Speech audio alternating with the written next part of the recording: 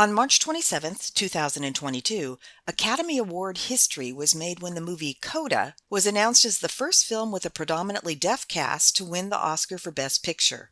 The deaf community applauded Coda for using what is called open captions.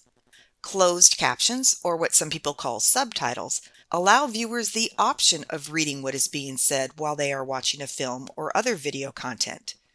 In comparison, open captions, as in the case of the Coda film, are permanently visible, what some would call burned into the video.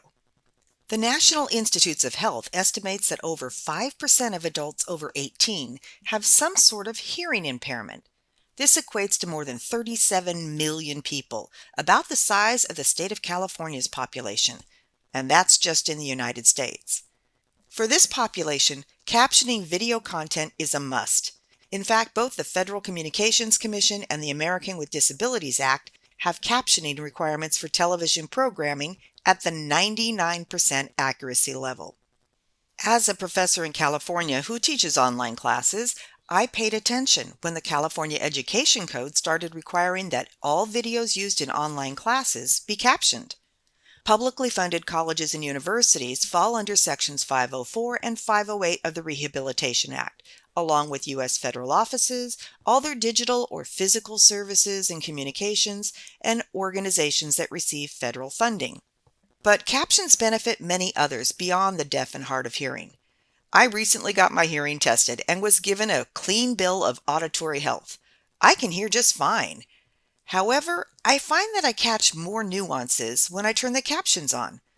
And if I'm around others who don't appreciate hearing all those social media videos, like my husband, I can still watch them if they have captions. You'll find I tend to use the words captions and subtitles interchangeably. There is a difference. Captions are intended for viewers who can't hear the audio, meaning they will inform the viewer when a crash happens, a door slams, or other sounds that they can't hear. Subtitles help those who need or want help with the spoken language, which is why I want them.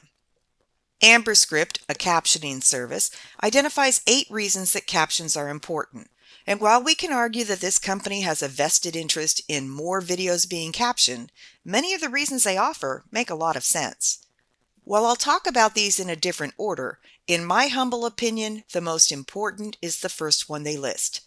Captioning makes your content easier to understand.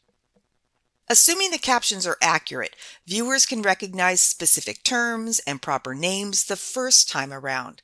At my college, we call most of the auto-generated captions you may see on YouTube craptions. Yes, that's crap, not cap, which you likely easily figured out if you have our captions turned on. One of my art history colleagues offered these examples of inaccurate auto captions that, even as a non-art history buff, make me laugh. Reliquaries was captioned as real queries. Romanesque came out as puttanesca, which is an Italian pasta sauce. And Ardot chalice was rendered as Ardot cialis. Captions also help when the speaker has a strong accent, there's a lot of background noise on the video or in the audience member's surroundings, or if the video or audio quality is less than ideal. And my desire to watch videos without disturbing my husband falls under their second reason, which they call engaging your audience anywhere. A third reason is the claim that, with captions, audiences can say farewell to concentration fatigue. Subtitles help audiences keep focused on longer videos, and it's easier to keep track of where you are. I'm combining 3 of the other reasons Amberscript listed into one, helping those who don't know the spoken language well. Okay, this is really a version of the first reason, making your content easier to understand, but it's a slightly different take. Those learning a language benefit from watching videos with subtitles, and videos can get a larger geographical reach. When I look at my YouTube analytics by geography, I'm surprised that most of my viewers are located outside of the United States. And once you have captions or transcripts, they can be easily translated into other languages, and you can upload those captions too to give your viewers options, again increasing the geographic reach of your videos.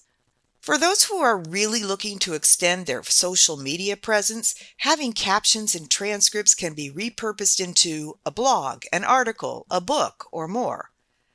Adding to that is the benefit of others being able to find your work.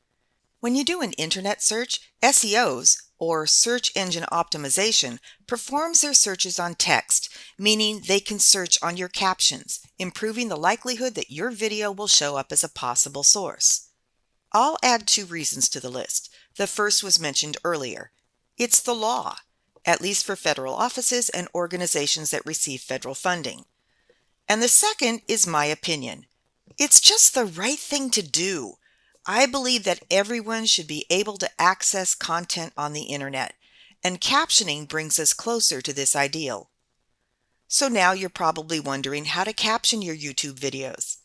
But that's the topic for another video.